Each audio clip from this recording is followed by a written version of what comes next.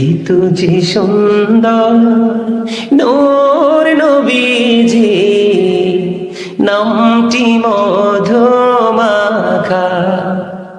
তুমি ছাড়া শূন্য জীবন, আমি যে বড় একা। ঠিক না বে ঠিক? আশিকের মনে রুহের খোরাক না এটা? এই তো যে সুন্দর নূর নবীজি, নামটি মধুমাখা, তুমি ছাড়া শূন্য জীবন, আমি যে বড় একা। পাগল পারা মনটায় আমার খুঁজে দিবানিশি,